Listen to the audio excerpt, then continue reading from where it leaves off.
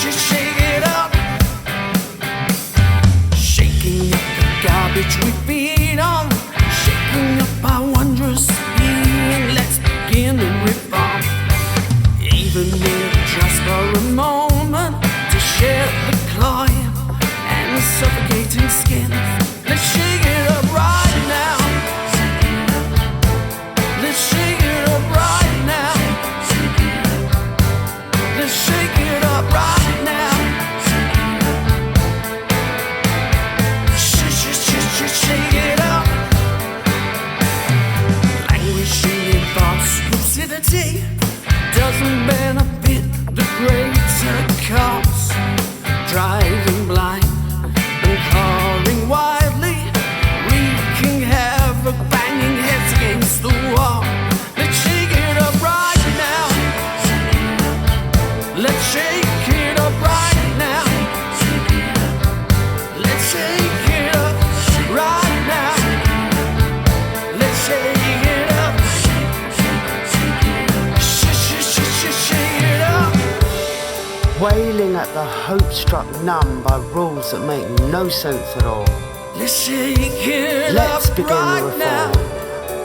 Let's open up the door. Let's shake it up right now. Let's utilize the power. Let's shake it up Right now.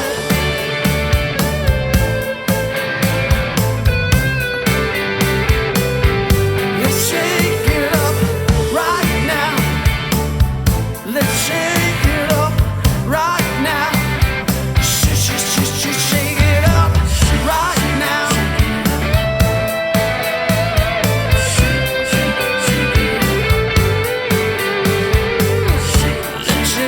it up right now. Let's shake it up right now. Let's shake it up right now. Let's shake it up right now.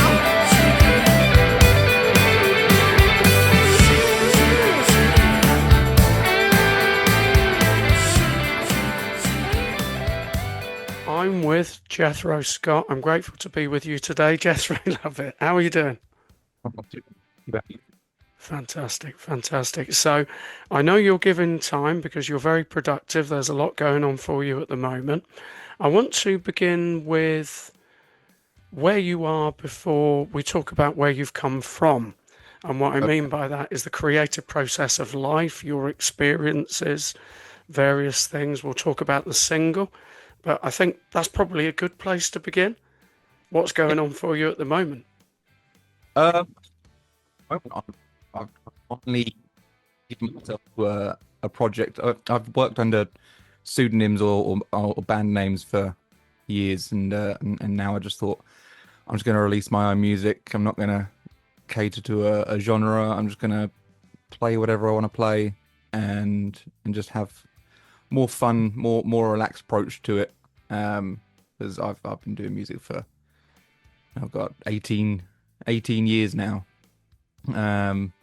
And yeah, I've stopped taking, not so much dropping the seriousness. Like I still take it very seriously, but I'm taking myself less seriously now in my approach to music.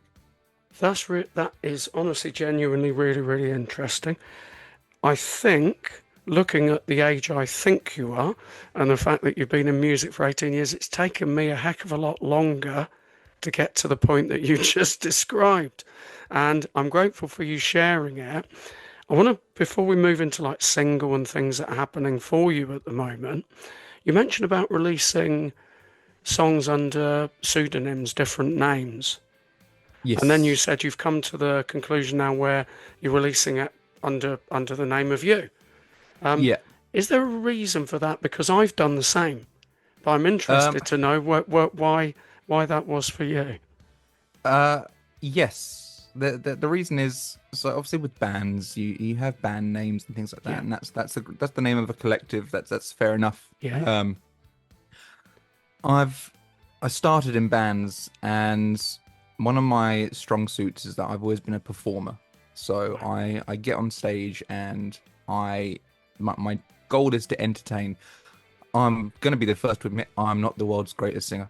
I'm not the world's greatest guitarist. I'm not the world's greatest bassist. I'm not the world's greatest drummer. I'm far from the greatest pianist. I can play chords. That's about it.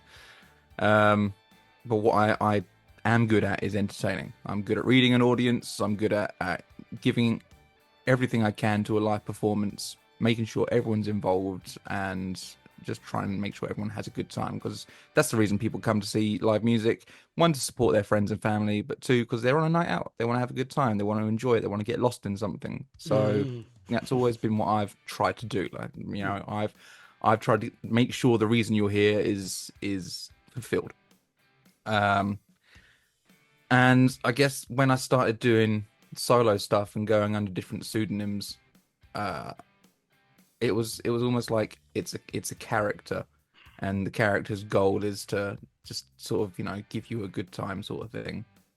And because who I am on stage is not who I am in the street. Like, I'm not going to come and scream in your face, "Are you having a good day?" I and just That could cause all kind of It situations. do, Could it? Yeah, and then true. turn around and be like, "I can't hear you. Are you having a great day?" No, it's obviously it's an inflated. Uh, it's not so much a character on stage, but it's an inflated sense of self, and that's, I guess, where I feel I went wrong doing solo stuff under pseudonyms. Is I was like, this is the style of music I'm doing. This is the message. This is what the character needs to be to portray that. And now I'm in my 30s, and Do you want me I to just mute that bit? Shall I yeah, mute yeah, that? just if you could Well, it's if all you right. could just overdub early 20s, that'd be Yeah. great. I've been doing music since I was 2. Yeah. Um, no, I don't feel that kind of dishonesty is. I It's in music. Dishonesty Yeah. is always in Yeah. music. People are always characters. Very successful people, they I bring a character to life, and that's fine, and that's how it's done. But I just want to go a different route. I think it is in life. Yes, 100% in life. But we at work, in family, in friendships, relationships, Yeah, and I think we all do it all of the time. And it at times you like with you now. I am of course being me. I'm being a version of me within the experience. yeah, But it's different to say when we finish having this chat. I'm gonna, like you said, there's energy for different places. So I think we're all performers, ironically, in yep. different guises. But I'm very, very deeply interested in what you shared because I think for that reason, I think I'm finding a lot of people discovering their authentic selves, and that's part of the journey of life. I So think especially coming out of your teens and 20s, I think it's a struggle for a lot of people to define what's authentic about themselves, and what is a mask to be accepted into certain groups and certain circles, and befriend people with similar ideologies to you. Um, but when you do get there, you're much, maybe not happier. I'm definitely happier, but there's a difference to it. There's a relax. It's a sensation of being at home with yourself. Right, being able to just admit that this is me, this is who I am. I don't need to put up a guise anymore, and just it's relief. So that is such a valuable golden nugget already. A sensation of being at home with yourself. That's what you Yes, said. That's powerful. That's why in discussions, I often repeat because I want to create the opportunity for those listening, our audience, radio, YouTube, wherever this lands, to hear that expression because that is being human. It really, really is, Jethro. That's incredibly deep. The sensation of being at home, the belonging. The belonging. It's taken me a bit longer than you, but a few years ago I thought, where do I belong? And the longest we are being is with self. yes, We are with yeah. self, From 24/7. day dot. Yeah, Yeah, and from day dot to day conclusion. That's the truth of being human. So wow, That's amazing. Now, I want to spend a little bit of time because one of the current things is Lost, and I've got tons of stuff spinning in my head from some of what you've just shared. I don't want you to define the song because I do find that challenging at times as a songwriter myself. This song is about this. And I Hmm. think what you said as well about the genre, moving beyond being defined or trying to define yourself within a genre. Music is music. Different lyrical content can be interpreted by different people, by the listener. And as a writer, Yes. we desire that at times. Yes, it might be about experience. So tell us about the single Lost and tell us about something in some ways about what the song is of. What's the energy of it, if that's okay. Um, no, yeah, of course, it's absolutely fine. I've been writing songs for many years, and one of the things that I've taken to over the last, I don't know, 5 years would be I try not to gender any of my lyrics. So I want my songs to be accessible and relatable to as many different people as possible. So one of the styles that I adapt is um, a sort of direct vagueness to what I'm trying to Absolutely get that. trying to write. So the song for me is obviously personal to me. Like I have my connection with that song. It's essentially a song about being a a great friend, whether that be a friend as a partner, a friend as a brother, a friend as a son or a parent, a friend as a friend. It doesn't matter. The song's about understanding that people go through things and it's hard for them, and everyone will spend an amount of their time lost in life, whether that be emotional, whether that be career-wise, whether that be just stress and anxieties or illness or whatever. It's about, the song for me is about being there for people you care about, and understanding that you too may have been through some things.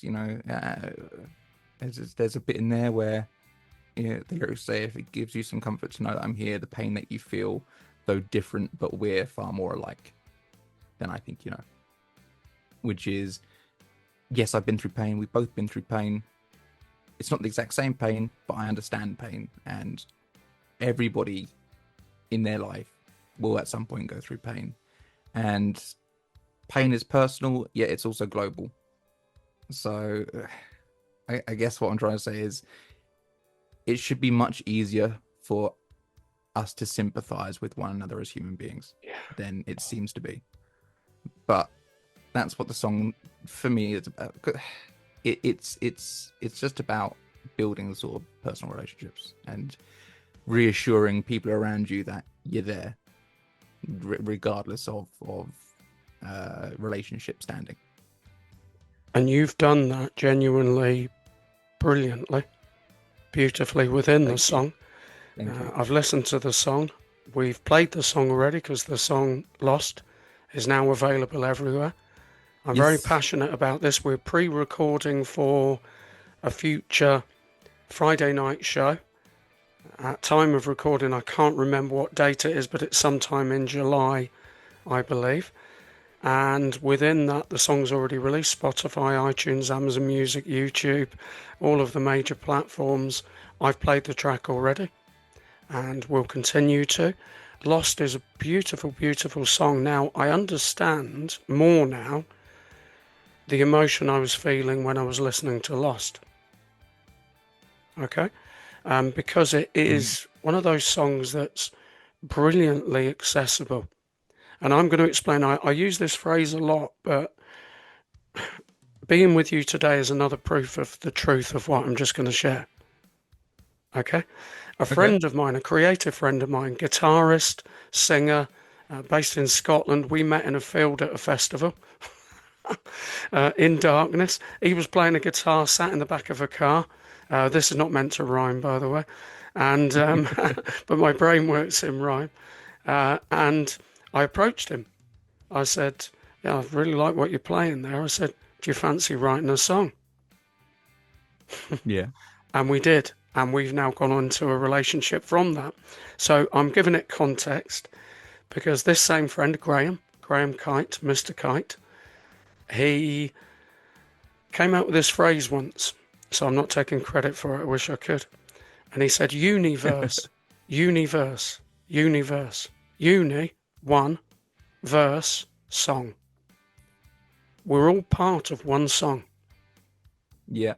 He said, we're part of the universe. Uni, one, verse, song. We're all part of the universe. We're all part of one song. So I heard that again in what you just shared. That's lovely. And but I think that's a beautiful analogy. It's all part of one song. And I thought Bohemian Rhapsody was a long song, but it's this life is much longer. Wow. I've never thought of it that way. It's nice. It's a nice analogy. We're back to that again, aren't we? This product packaging, this packaging world that we live in, which we get as songwriters, as people who we're projecting. You haven't written a song for the sake of writing a song, and what I mean by that, which is okay, by the way. That's okay to do that. So people listen and think, I just like writing. I don't want to do anything with it. As long as they're content with that, happy with that, that's fine.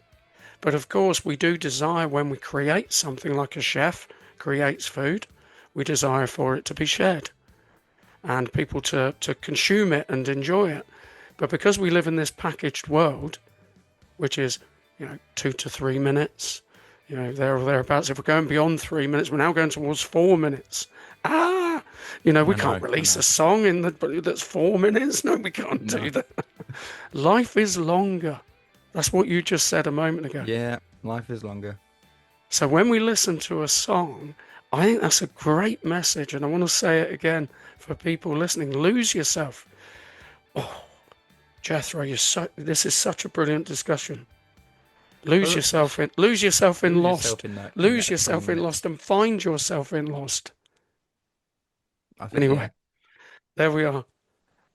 I think that's another thing that is music. As your friend Graham said there, it's one song, which is life. But I think music speaks to a lot of people because they can truly lose themselves in a piece of music that they truly relate to for 3 or 4 minutes, where it's like someone's taken the mask off, and they can just sit there and they're almost listening to a reflection of themselves, and it's like a meditative a practice, because people just go, well, this is what I feel, this is how I feel inside. I haven't told people this is how I feel, but this is how I feel, and I'm going to have it on repeat in my headphones for the next half an hour at least, while I try and come to terms with whatever's in my mind or in my heart, or however people relate to emotions and feelings.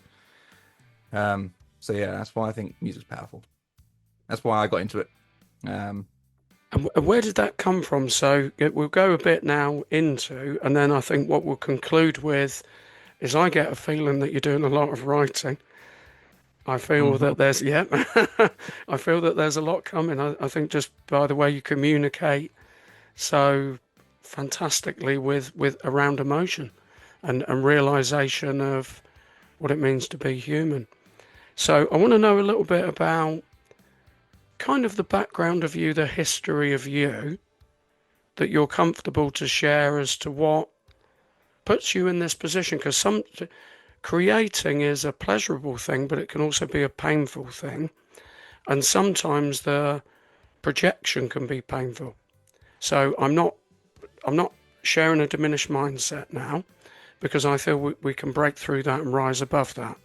It's easy to say, as a musician, as a songwriter, as a singer, it's so difficult to break through, and it's difficult because people are playing on global radio stations, whatever the latest thing is, and the rest of us don't get a look in. I'm not saying that, because that's fact, that's truth. So there's no point in really sharing that, because that's how it is.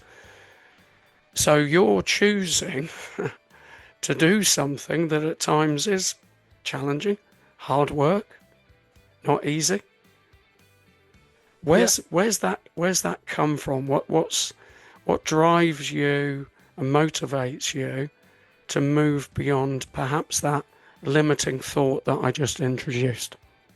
I would go insane if I didn't have this outlet. It's growing up was tricky, I suppose, for a lot of people. Well, for a lot of people all throughout time, growing up's been tricky. For me, it was I'm very ADHD, and in the sense of I will just bounce from one thing to another. It's very hard for me to regulate an emotion. Since I've become a parent, I've learned a lot about myself and a lot about things that I struggled with growing up. And Congratulations as well, by the way. Thank you. He's 10 and he's oh great. Wow! Oh, okay. Oh, yeah. Well, since you've become parent. a parent for quite a while, right? For quite a while, yeah. You've learned a lot then. Well, you're always learning, and so especially when you have a young person to teach, and try and help them, not model them, but just try and help them understand the world in a way that you didn't at their age, and and supporting them throughout life. But yeah, so some of the things that I've learned is when I was younger, I would bounce from one extreme to another emotion wise, and I'd be either laughing my head off, crying my eyes out, or trying to fight anybody who came near me. And when I've got an older brother, he's 6 years older than me, and he started getting into music, so I wanted to get into music. Basically, everything he did, I wanted to do because I thought he was the coolest person in the world. And I still think that you're the coolest person in the world if you're watching this. And so you've got to give a shout out then. Now you've said that, you've got a name. Oh no, not okay. No worries. He won't want to be associated with me. It's bad enough our personal acquaintances know. Fair enough. Families, eh? Yeah, aren't they great? But he started playing guitar. And then I wanted to play guitar, and then he started playing bass, and then I realized guitar was much cooler, so I stuck with the guitar. He started listening to rock music and metal and rap, and I wanted to do the same. Up to that point, I'd grown up on Queen and Bowie and stuff like that, because that's what my mum had listened to. And then I started listening to things like Nirvana and Pearl Jam and Alice in Chains, going through a grungy phase, Eminem, Wu-Tang Clan, things like that. So my taste in music started branching out to very different points. I'd listen to a lot of garage and things like Craig David. It was sort of an eclectic thing. I was going to say that's diverse. Yeah. Wow. Yeah. And so that was me growing up. And then when I got into secondary school, I started realizing that there were people in bands making their own music, and I'd hang around in the music room and I'd watch what they do and I'd listen to them. And they one of the techniques they use is they reverse engineered, or not reverse, but literally reversed like Smells Like Teen Spirit as a formula to write a song. And I was like, that almost seems like cheating, but okay, let's see what happens. And they played this song, and it at the time blew my mind. I was like, oh god, it's really, really cool, this song. And that's when I realized I could do this too. I know chords, I know shapes, I know scales, so I can do this. And the only thing I couldn't do was sing at the time, and that's because everything I listened to for the majority was American. So every time I'd sing, I'd put on this pseudo-American accent. And if I find recordings of myself now when I was younger, it's very cringeworthy. Oh, It wasn't until I got to college and I did music in college that my tutor said, "Why do you sound American?" Right. Actually, I think one of my that's friends, quite common. I think that's actually quite common, isn't it? Yeah. I think that's a very common thing. One of my friends, Alex Brown, he's a very wise man, and I just remember him saying to me, "Why don't you sing in your own voice?" Just off the cuff. He just turned around and said, "Why don't you sing in your own voice?" And no one had ever said that to me before. And it was just the way he delivered it. It was so matter of factually. It was just so um, unencumbered by any sort of emotion or it was just a fact. It was just a factual statement. Why don't you sing in your own voice? Oh, okay. And then I started doing that, and I tell you what, it's worked out pretty well since then. Your voice Um, Lost. I'm sorry, I'm going to have to jump in there. Your voice in Lost, it's fantastic. I I hope Thank you. I hope you can accept that, Yeah, because I don't say it as just like a, this is what I say to everybody. It really is. It's a fantastic song, and your voice is just, when I say listenable, that could be misunderstood. I just, the quality of it and the emotion. Oh, thank you. Usually, what I seriously, the do with emotion that comes through is just, well, it's that's fantastic. that is really a product of my favorite one of my favorite men in the world, my producer Jack Marchant. I'm so Um, pleased. he honestly super great guy. Yeah. Really really good at what he does. Usually when we've been recording together for a while now, and usually I'll be like, let's do a double track on this. Let's do like some harmonies here. Let's like tweak this little bit of audio because I kind of bumped that note a little bit. And I was thinking about it this time as well, and he just goes, "Nah, we'll just leave it at that." I said, "Oh," he goes, "Yeah, yeah, we'll just leave it at that. We'll just it's nice. It's you know, because my voice isn't perfect. Like I'm not singing everything in such amazing detail and grace, and the notes are just sort of just effortlessly flowing off. No. It's rough. Like my voice is rough at points. I don't hit all the notes properly, and I sort of save myself, but it's just raw. It's like a raw take. And It's as I real. said to It's you, real. It's yeah, authentic. It's you. It's you. yeah. It's you coming through. And as I said to you before, like, I'm giving myself like three edits of a song. I'll record the song, give myself three edits, and that's it. It's going out. There's if I don't catch something within three edits, and then too bad, and it's gone. That's it. It's out. It's in the world, as it were. So yeah. So really, I guess a lot of my praise here is Jack Marchant, because the man's he's not a myth. He's just a legend. He's great. I love I him. love that. He's not a myth. He's just a legend. I had Jack. You're probably aware of this on the YouTube channel. Well, Yes. Yeah. some period of time ago, and we've reconnected. We've always been in contact, but we've reconnected again. He's making me aware of many amazing people like yourself, and I know Jack's going to be on in the future. So thank you for talking about Jack Marchant as well there. And I know Jack's going to be on talking from the aspect of the production of music, the creation from his side of things, if you get me. Mm-hmm. And predominantly, I'm talking with individuals like yourself, singer-songwriters, but I also want to talk to other people as well. So I'm so pleased you talked about Jack, and a fantastic human being who's been Yeah. through Yeah. a He's great. lot, a lot in life. Yeah. So Yes. this is amazing. So let's talk a little bit about, I feel in the last few minutes together, um, the writing at the moment, the future. So Lost is out as a single. There's a It lot of is, promotion happening around that, which is the purpose-filled work. And I don't, isn't it? yeah, I don't say work as in, it's necessary. If we want people to hear things, we project. We project Yes. with what's Yeah. around the song as well. It's going to be played on Dreamcatcher Radio. I want you to know that. Thank you. And I Thank want you you. to know that regularly. And in my shows, what I share is not, here's the latest single from Jethro Scott. This is Lost. I then share, it's available everywhere. Make sure you go and listen to it, share it with others, that It type of is. thing, because that's the It's bit, everywhere. exactly, that's the bit that projects more.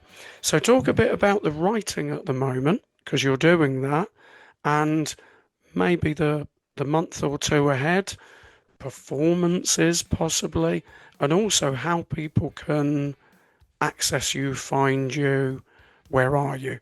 So what's kind of the not too distant future? including events, and also how can people find you? Well, for events thus far, nothing. I've Okay. got nothing, Okay. and that's not through any sort of disluck or anything like that. I'm not booking any events right now. Okay. For multiple reasons. One, I just want to focus on writing. Yeah. Two, I'm very busy at the moment. So outside of doing my writing and things like that, I also do events. So I go and get paid for playing covers and such like that.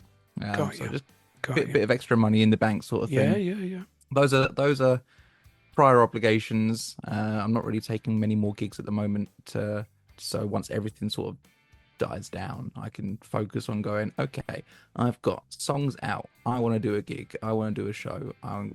Then I'll cross that bridge. Maybe, sorry to interrupt you, Jethro, maybe does that coincide perhaps with an album? Possibly. So that could be something to do with it. Right, go on. Away you go. There's definitely that idea. Yeah. I, Yeah. I write enough. In fact, I've already written enough for an album. Maybe halfway through to another album as well. It's before I finish writing. Obviously, as I said to you, I get 3 takes for redos, and that's it. Yeah. My approach to it is, how do I want this song to sound? I think of everything that I need in it first. So for Lost, I wrote it on the guitar, sang it, and I sat there and go, okay, what does it need? It needs a kick drum, it needs bass, it needs a violin, it needs piano, and it needs an amazing producer, which I've always got. So that's always handy. But in the near future, there's more writing going on. There is more songs being recorded as we speak. For live performance and shows, I guess I'll come to that when I feel that the time is ready, when I feel I have enough to give. Because again, that entertainer in me always wants to make sure that I've got a nice sort of balanced set list where I can keep everybody in the mind frame that they entered in. They wanted to be entertained, they wanted to feel something, then I want to make sure that I can provide that. Fantastic. So I think, where can people find you? And then maybe, if you don't mind just sharing a concluding message, possibly around the subject of people feeling lost. So something that's like an encouraging message, which you've already done multiply, by the way, as a final thought, if you get me. So where can people find you, ironically? And what would you share also about people perhaps feeling lost? You can find me on all the socials: TikTok, Facebook, Instagram. I'm sure there are more. That's all the socials I know. I think YouTube as well, YouTube Music, Spotify, Amazon, Apple Music, all great streaming services, and probably under most rocks if you decide to venture outside and find me. I will be everywhere. As for a finishing message, I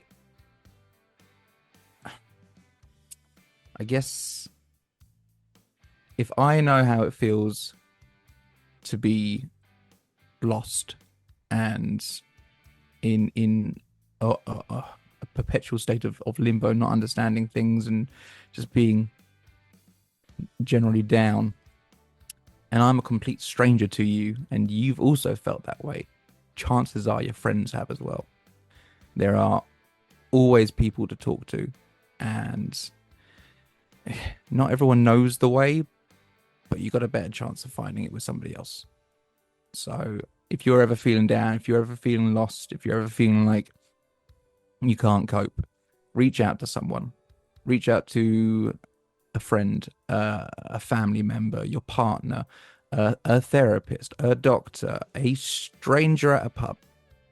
Go out one night. The amount of deep, intrinsic conversations I've had with people in the smokers area at pubs is infinite almost. Every time I go out, there always seems to be somebody, and I seem to attract people who are, or maybe it's just the way I speak. I don't know, but I always tend to have really deep and meaningful conversations. Emotions are generally a topic, so there's always somebody out there. Reach out, don't just suffer in silence.